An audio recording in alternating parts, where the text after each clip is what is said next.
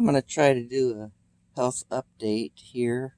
I remember Christmas Eve, December 2015, right here on the front porch of my house. Uh, I laid collapsed. My legs they were giving me trouble and they were getting worse, and I was able to get out of my car, which wasn't this one, but a smaller little car, and make my way up the sidewalk and kind of just army crawling or using my arms to drag my legs because my legs were just bouncing with muscle spasms.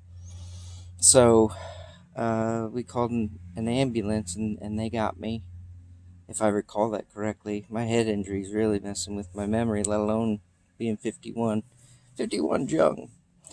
But anyway, got to the hospital. My legs were bouncing. They shot me with muscle relaxers, but it still wasn't working with my legs. So the nerve damage that I experienced, I've never been tased, and I hope I never will be, but don't give anybody a reason to tase me. But I, I've never been hit by a taser before, but I imagine uh, that shock and that volt going through your body is a lot like what I experience.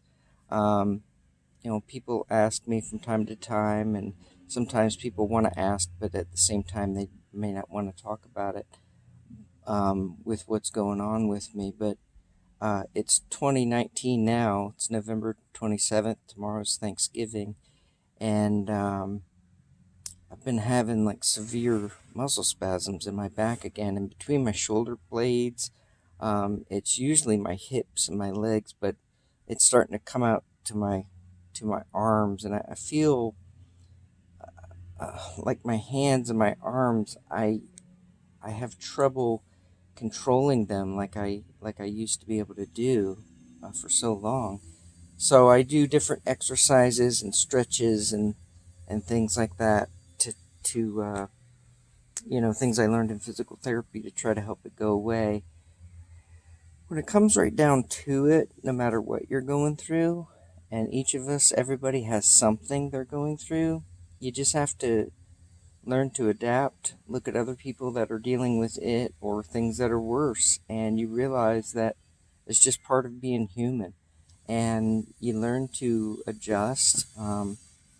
To be quite frank, you may have to keep a urinal right near you or a bedpan.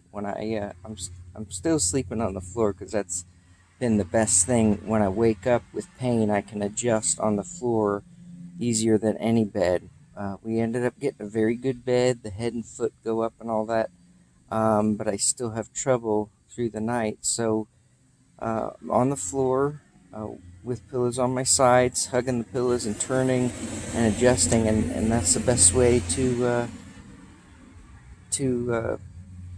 fight it. Sometimes I'll use tennis balls underneath me in certain spots.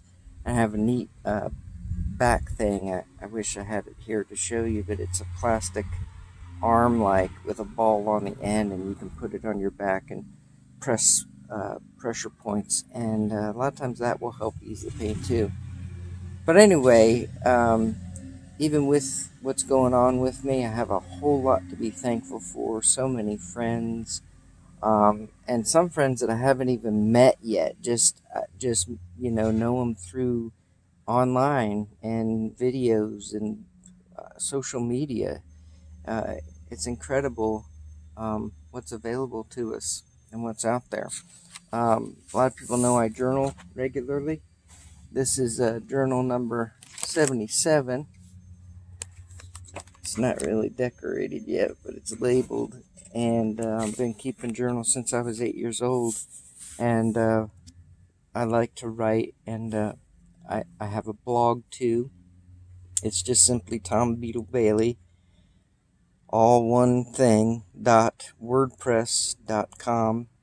And I've got all kinds of things on there.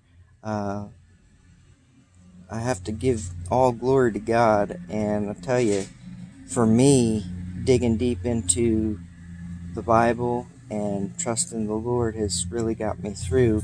That's the whole idea behind my frog. My frog just reminds me to fully rely on God. And none of us can add even 1 hour, let alone a few seconds, to our life by worrying. I'm listening through Audible, the Neil Peart's book. It's a second in a 3-part series. He's got lots of other books, but this one is Far and Near. I read Far and Away. This is Far and Near, and then the last one is Far. Oh, I don't know now. I have it written down, but anyway, Neil Peart said when he was younger, he felt like the more he would worry about something, the more it would help, work it out. And he realized as he grew and matured that that's just not the case. So worrying about it doesn't do any good. And I appreciate people's concern for me, but at the same time, I think it's important to just know that we all have difficulties. We all have problems. I really miss work. I miss playing the drums. I miss riding my bike, just walking down the street. I miss so many things. But at the same time, this has allowed me to stop and kind of be still and do a few things that I probably wouldn't be doing or couldn't do if I was running around like I used to. So, with every opposition, there's an opportunity. That's what my tattoo is. That's Mandarin for their word hope. And the word hope in their language is actually 2 words, opposition and opportunity. So with whatever you're going through, your need and your health and everybody's circumstances, those things don't care what season it is, what holiday it is. That's why Rhonda has to work as a nurse on the holidays a lot of times, because need and health concerns and issues and circumstances, that pays no attention to time or place or anything else. And so sometimes we all have to just kind of stop and think about it, ponder it a little bit, and keep moving on. And even if that moving means that you're in a wheelchair or you have to use a walker or what have you, whatever's going on.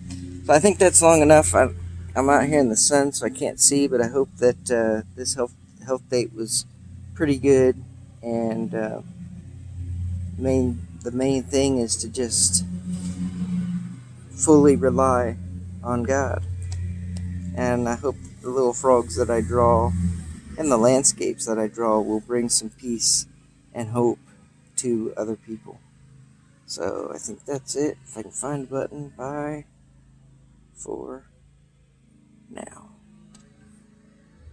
Go with God.